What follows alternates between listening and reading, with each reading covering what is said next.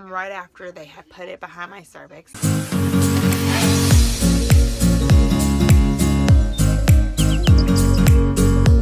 Guys, what's up? I haven't done a sit down video since I probably started this channel. Labor and delivery story. I taped it just because I kind of wanted it to be a little bit of private for me, just because I'm a first time mom.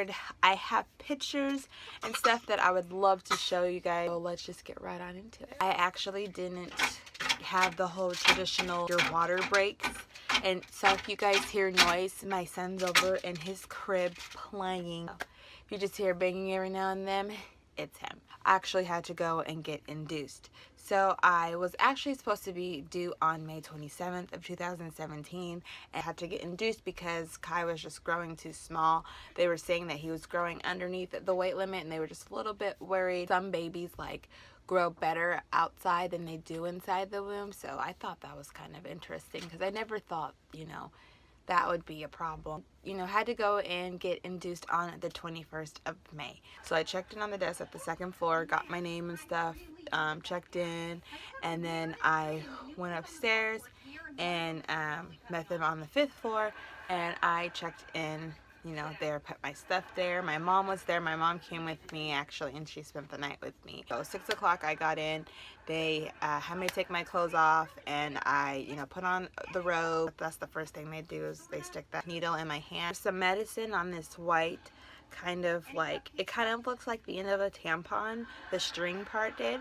So they had put that part inside, like behind my cervix, so the medicine could, weaken up my cervix. My cervix was really, I think I was only dilated to like a 1 or like a 1.5. I really wasn't even at a 2 yet. A really long time. I think it was like 4 hours. That whole entire night, I remember I didn't get any sleep. I think I only slept for like an hour, and that's because they gave me some Tylenol. The contractions were just starting to like form right after they had put it behind my cervix. I kept feeling them worse and worse and worse, and then the medicine that they had put back there, it had fell out, so that kind of freaked me out. I told my nurse, I called her back to the room, and I was like, it fell out and everything, and she's like, oh no, you're okay. That just means that the medicine is working. And they checked the nurse checked my cervix again, and she felt that I was dilated at a 4, and I was so happy because it felt like I just was not dilating. Like every time she kept coming in the room, I felt like I was progressing at all.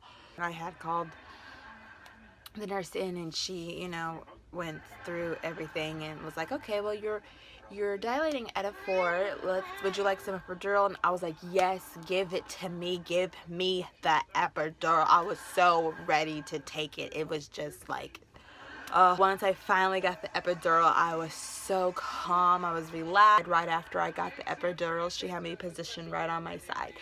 Next minute I know, I'm sitting in the bed, and they're getting ready to switch out nurses. So the other nurse wanted to position me on the left side because I guess it's like better or something for the baby.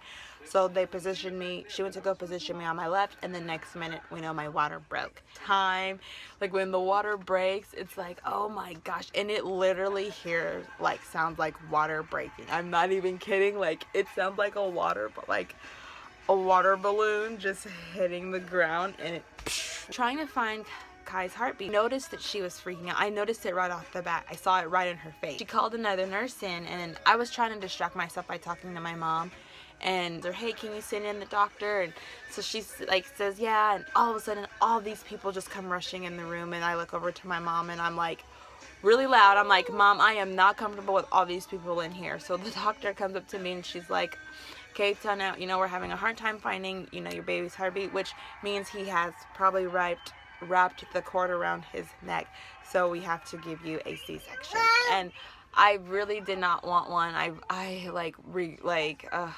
The whole entire time I was pregnant, I always just was hoping I could have a natural birth, and I didn't have to have a C-section. At this point, it just wasn't going to happen. So they had me like sign these papers. I remember looking at my mom before I went into the surgery room. I remember looking at her and saying like, what if I don't make it? I remember saying that to her, and I think that probably like hurt her feelings, because I was thinking like, if I don't make it, like at least Kai will be here, and it was really sad. But we go in the room and they put this like thing on my head. Well, they wheel me in there, and I'm like asking constantly, like, where's my mom, where's my mom? I remember just like constantly asking where she was, and they're like, oh, she's in the other room, because not anyone in the room yet until they know that the medicine's working on your body.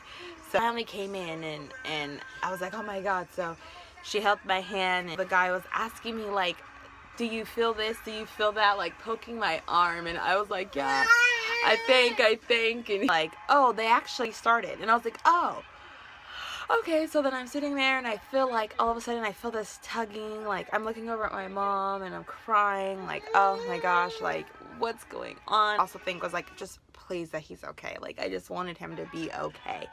I didn't really care about myself.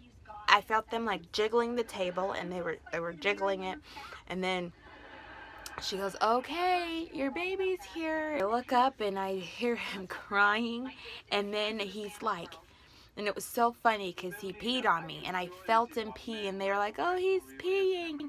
And I remember that my doctor was getting on him because he had the cord wrapped around his neck, and she goes, what were you in there doing? You had the cord wrapped around your neck. You know, I got to see him. They like took him over to the table, cleaned him off, and then weighed him 6 pounds and 1 ounce.